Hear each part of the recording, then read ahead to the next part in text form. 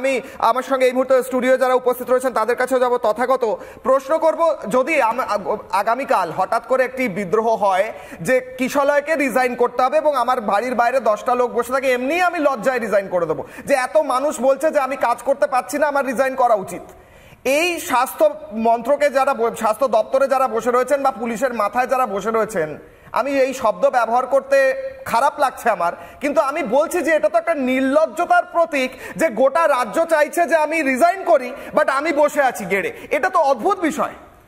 দেখুন, এই নির্লজ্জতার যে প্রমাণ না আমরা একদম সরকারের শীর্ষ স্তর থেকে দেখে এসেছি। আমরা দেখেছি যে কলকাতা পুলিশের একাধিক শীর্ষকর্তা মুখ্যমন্ত্রীর বাড়িতে জুতো খুলে খিচুড়ি বিতরণ করছেন, এটা আমরা দেখেছি। তো সেদিনই কলকাতা পুলিশ কি করতে পারে সেটা আমরা বুঝে গেছিলাম, সেটা আরো নগ্ন হয়েছে এই তিলোত্তমার ধর্ষণ এবং খুনে। দিনে দুবার ব্যবহার করো স্টপেজ ক্রিম আর নিজেকে রাখো evergreen. Keya Seth aroma therapy stop age cream, আর খুঁজে পাও নতুন আমিকে। ইনি মেডিকেল কাউন্সিলের এথিক্স কমিটির চেয়ারম্যান, আর সেই কমিটিতে সাধারণ সদস্যকে ডক্টর কৌস্তব নায়ক ডিএমই স্যার। মানে এরা নিজেদের বিক্রি করতে করতে এমন জায়গায় গেছে যে একজন পিজিটি সেখানে চেয়ারম্যান হচ্ছে, আর এতটা সিনিয়র একজন ফ্যাকাল্টি তো ডিএমই স্যার, তিনি মেডিকেল এডুকেশনের সর্বোচ্চ রাজ্যে, তিনি সেখানে সাধারণ সদস্য হিসেবে থাকছেন। স্যার বলছিলেন একটা যে OSD, officer of special duty, special duty ব্যাপারটা যে কি, এই ডক্টর সুশান্ত রায় তারও শুরু কিন্তু ওএসডি হিসেবে উত্তরকন্যায়। সন্দীপ ঘোষ আমরা দেখলাম সব জায়গা থেকে তারা খেয়ে খেয়ে লাস্টে স্বাস্থ্য ভবনে একটা স্পেশাল ডিউটিতে অফিসার হিসেবে নিয়োগ করা হলো। পরিষ্কারভাবে একটা কথা বলছি, আমরা না একটা এই যে থ্রেড সিন্ডিকেট বলুন বা সমস্ত কিছু বলিনি, সমস্ত বিষয়গুলো এই যে বলছে না স্বাস্থ্যমন্ত্রী জানতেন না বা এগুলো, এটা অসম্ভব। আমি প্রত্যেকটা মেডিকেল কলেজে যেমনই পুলিশের ভিতরে তোলার অভিযোগ ওঠে, প্রত্যেকটা মেডিকেল কলেজে আমি খুব পার্টিনেন্টলি অভিযোগ করছি, প্রশ্নপত্র বিক্রি করা থেকে শুরু করে সাপ্লিতে পাশ করিয়ে দেওয়ার থেকে শুরু করে এই টাকার খেলাটা তৃণমূলের একটা আয়ের উৎস হয়ে গেছে এবং খুব প্রশাসনের শীর্ষ স্তর পর্যন্ত এর ভাগ যায়।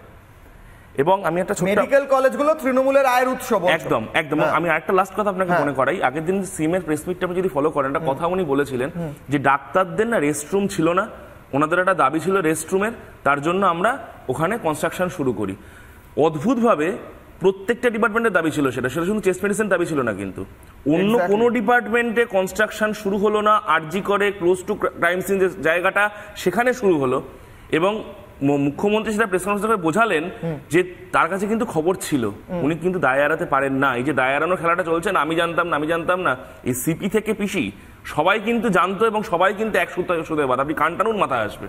বেশ, আমি রিকর্নার কাছে যাব। রিকর্না, যেমনটা বলছিল তথাগত যে মুখ্যমন্ত্রী বা একদম উপরে যারা বসে রয়েছেন তাদের কাছে এই তথ্য ছিল না যে ওখানে কনস্ট্রাকশন হচ্ছে, কিংবা ওখানে তার আগে পরে কি হয়েছে তা হতে পারে না, তথাগত বলছে এমনটা, জুনিয়র ডাক্তাররা বলছে। আমার প্রশ্ন আরো বৃহৎ, আমার প্রশ্ন হচ্ছে মুখ্যমন্ত্রী এই গোটা স্বাস্থ্য ব্যবস্থায় যা যা দুর্নীতি উঠে আসছে, যা যা ভয়ঙ্কর অভিযোগ উঠে আসছে, তা থেকে আজকে নিজেকে কি আলাদা করতে পারেন? তিনি কি একদম নির্দোষ, কিচ্ছু জানেন না? তোমাদের কি মনে হয়? আমি একটু যদি সময় পাই আমি একটা জিনিস কোট করে শুরু করব।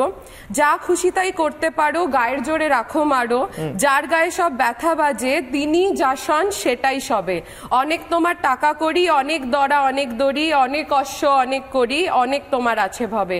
ভাবছো হবে তুমি যা চাও, জগৎটাকে তুমি না চাও, দেখবে হঠাৎ নয়ন খুলে হয় না যেটা সেটাই হবে।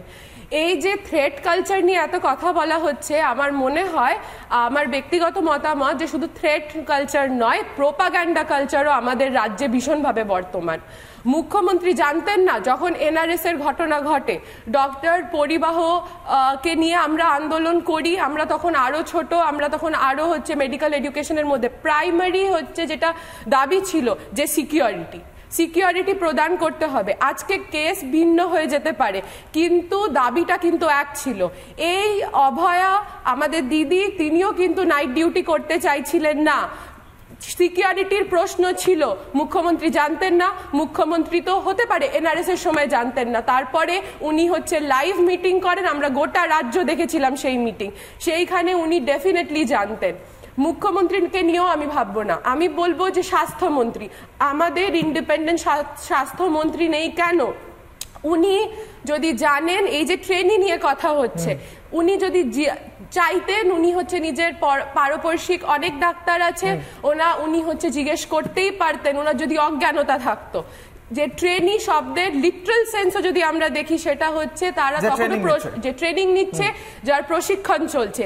যে কোনো উন্নত দেশে ট্রেনি শুধু সঙ্গে সঙ্গে যান এবং কিছু কিছু কাজ শেখে, ট্রেনি হ্যান্ডস অন ডিউটি শেখে, ট্রেনি সেবা দিতে শেখে, যাতে ফিউচারে তারা হচ্ছে যাদেরকে আমরা সম্মান করি সেরকম চিকিৎসক তারা হয়ে উঠতে পারে। যেটা আমাদেরকে স্যারও বললেন, ট্রেনি শব্দটাকে অপব্যবহার করে তাদের ঘাড়ে সমস্তটা দিয়ে হচ্ছে বলা হচ্ছে 23 জন মারা গেছে তাদের জন্য। আমি একটু পরিসংখ্যানও আরেকটা দিয়ে দেব এবং দ্রুতই দেব।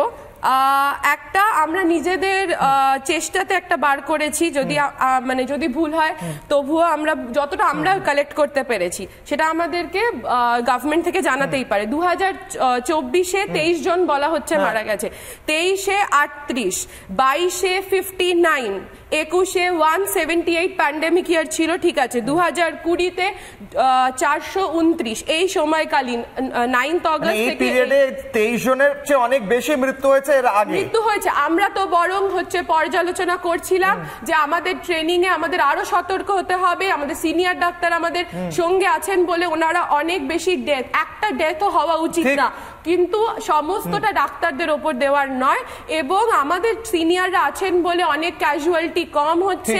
অনেক সময় ট্রমা পলিট্রমা কেসেসে দেরি হলে আসতে, ওটা আমাদের পক্ষে কিছু টেকনিক্যাল প্রবলেম হয়। বেশ, একটা মৃত্যু কামনা, যেমনটা তুমি বললে। আমি আরো একবার যাব তুলিকার কাছে। তুলিকা এই মুহূর্তে রয়েছেন একদম আন্দোলন স্থলে, স্বাস্থ্য ভবনের সামনে। সেখানে জুনিয়র ডাক্তাররা এখনো আন্দোলন করছেন, তাদেরকে এই মুহূর্তে কিছু খাবার দাবার দেওয়া হচ্ছে বলে আমরা খবর পাচ্ছি এবং বহু মানুষ, বহু স্বেচ্ছাসেবী সংস্থা এগিয়ে আসছেন। এই মুহূর্তে কি ছবি তুলিকা?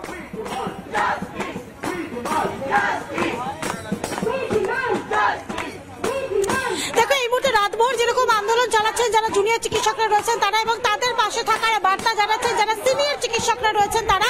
এই মুহূর্তে আমরা দেখতে পাচ্ছি যে সিনিয়র যারা চিকিৎসকরা রয়েছেন তারা কিন্তু এই মুহূর্তে রয়েছেন, এবং তুমি দেখতে পাচ্ছ একেবারে সকাল থেকে। আমি প্রথমে একটুখানি চায়ের যে জায়গাটা দেখানোর চেষ্টা করবো, যেখানে চা থেকে শুরু করে ডিম সেদ্ধ প্রত্যেকটি জিনিসে তারা জুনিয়র যারা চিকিৎসকরা রয়েছেন তাদেরকে দিচ্ছেন। আমি তাদের সাথে একটু কথা বলার চেষ্টা করবো। ইউরোলজিক্যাল সোসাইটির পক্ষ থেকে এই পদক্ষেপ নেওয়া হয়েছে। আপনারা তো রাতভর কালকে ছিলেন, কি কি করা হলো বা কিভাবে জুনিয়র চিকিৎসকদের পাশে থাকার বার্তাটা দিচ্ছি? আমি রয়েছি, আমি ডক্টর সরঞ্জিৎ চ্যাটার্জি, ডক্টর নীলাঞ্জন মিত্র, আমাদের one of the senior most consultant urologist doctor Sumantra রয়েছেন। কালকে রাত্রে ডক্টর বরুণ সাহা ছিলেন, প্রফেসর রঞ্জন দে এসেছিলেন। প্রফেসর রঞ্জন দে এখনো পর্যন্ত longest serving head of the department, RG Kar medical কলেজের স্টুডেন্ট এবং আরজিকর মেডিকেল কলেজেরই ডিপার্টমেন্ট ইউরোলজি ডিপার্টমেন্টের বিভাগাধ্যক্ষ।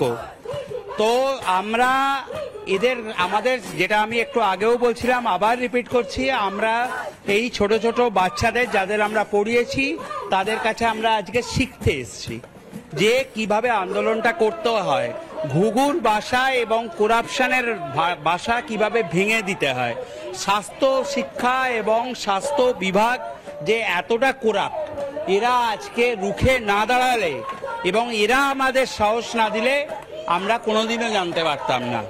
আর এটা দুর্ভাগ্য যে একজন অভয়া বা তিলোত্তমাকে চলে যেতে হলো, তার প্রাণ দিয়ে প্রমাণ করতে হলো এত লোককে জাগানোর জন্য। সেই জন্য আমার বিশ্বাস, আমার ধারণা ডক্টর নীলাঞ্জন মিত্র এবং সুমন্ত্ররও বিশ্বাস, ডক্টর সুমন্ত্রর অভয়া চলে যাননি, অভয়া আমাদের মনের মধ্যে আছেন এবং অভয়া উপর থেকে আমাদের শক্তি যোগাচ্ছে। বেশ, অভয়া শক্তি যোগাচ্ছে, হয়তো এখনো অভয়া দেখছে, বিচারের অপেক্ষা করছে।